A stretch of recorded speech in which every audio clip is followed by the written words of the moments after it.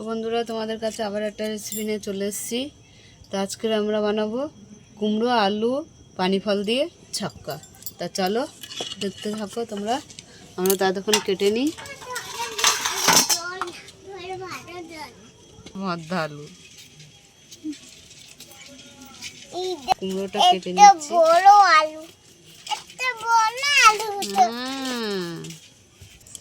তো আমাদের কুমড়োটা কাটাই হয়ে গেছে।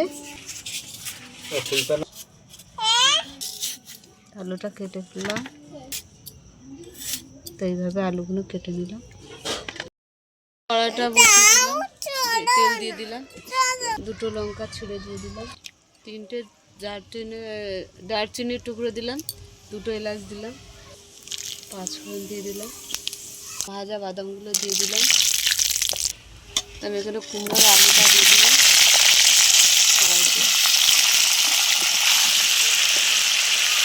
টমেটো দিয়ে দিলাম, স্বাদ মতো নুন দিয়ে দিলাম, হলুদ দিয়ে দিলাম, কাঁচা লঙ্কা দিয়ে দিলাম। পানি ফলটা আমরা ঘষে নিচ্ছি।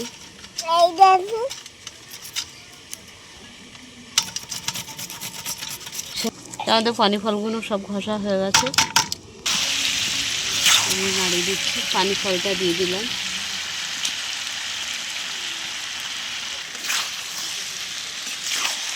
নারকেলের মতন লাগছে, দিয়ে দিলাম আমরা।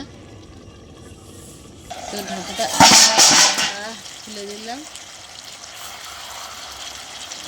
আমাদের পুচকুটা বসে আছে, তো ওর জন্য হাত দিয়ে ধরতে পারলাম না। কুমড়ো পানি ফলের আমাদের ছক্কা হয়ে গেছে, নামিয়ে দিলাম। ওপর দিয়ে কিছুটা বাদাম দিয়ে দিলাম। কুমড়ো পানি ফলের আমাদের ছক্কা হয়ে গেছে, তার সঙ্গে আছে রুটি। তা তোমাদের কেমন লাগলো বলো, ভালো লাগলে লাইক করে দেবে, শেয়ার করে দেবে, কমেন্ট করে দেবে, ফেসবুকে ফলো করে দেবে, আর সাবস্ক্রাইব করে আমাদের পাশে থাকবেন বন্ধু হয়ে। টাটা।